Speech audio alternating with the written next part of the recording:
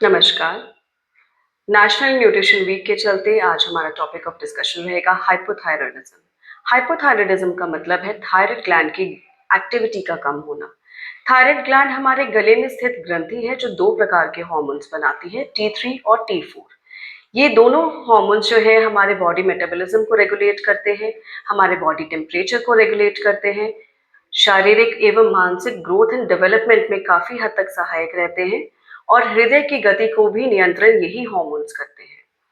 इस बीमारी का पता हमें ब्लड टेस्ट के थ्रू चलता है जिसमें T3 और T4 के लेवल्स कम हो जाते हैं, जबकि TSH जो कि तीसरे प्रकार का हार्मोन है वो पिट्यूटरी ग्लैंड सिक्रीट करता है, इसके TSH के लेवल्स बढ़ जाते हैं। अब हमें ये टेस्ट कब करवाने चाहिए कि हमें कोई लक्षण पता चले? तो उसके कुछ लक्षण भी हैं, जैसे कि वजन का बढ़ना, थकान होना, कॉन्स्टिपेशन रहना, बालों का झड़ना, ड्राई और स्केली स्किन का होना। तो जब हमें ये लक्षण मौजूद हमें लगता है कि हमारे में ये लक्षण हो रहे हैं तो हमें डॉक्टरी सलाह से खून की जांच करवानी चाहिए, जिससे हमें इस बीमारी का पता चल सकता है।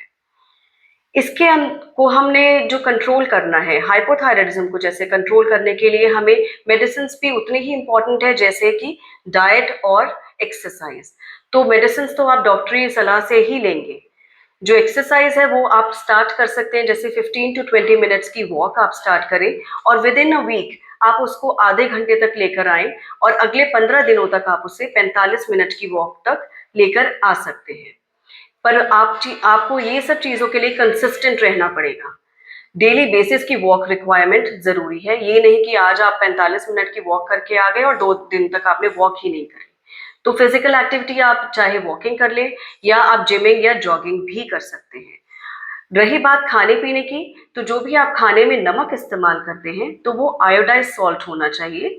आपको उसके लिए पैकेट्स को चेक करना बहुत ज़रूरी है कि उसके ऊपर लेबलिंग है कि उसमें आयोडीन है या नहीं है। उसमें मेंशन होता है आयोडाइज सॉल्ट या नॉन आयोडाइज सॉल्ट। उसके लिए आपको वो पैकेज के लेबल्स को चेक करना बहुत ज़रूरी है।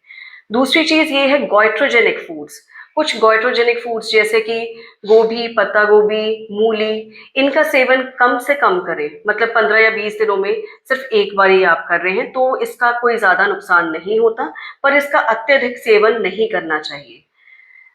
तीसरी चीज़ ये रहती है पैकेजिंग या जो प्रोसेस्ड फूड्स हैं वो हमें कम मात्रा में लेने हैं, क्योंकि वज़न बढ़ना बहुत नॉर्मल टेंडेंसी है हाइपोथायरायडिज्म में। तो वज़न को कंट्रोल करने के लिए हमें पैकेजिंग और प्रोसेसिंग वाले फूड्स को कम से कम मात्रा में खाएं। अगर खा भी लिए हैं तो हमें उस दिन फिजिकल एक्टिविटी को इंक्रीज करना चाहिए।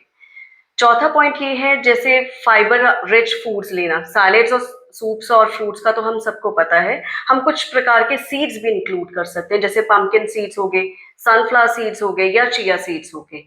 इन सब चीज़ों से भी हमें फाइबर काफ़ी मात्रा में मिलता है, तो हम इन सब चीज़ों को भी फ्रूट्स और सैलेड्स के साथ शामिल कर सकते हैं। कुछ ये पॉइंट्स हैं जिससे आप अपने हाइपोथायरायडिज्म को काफ़ी हद तक मैनेज कर सकते हैं।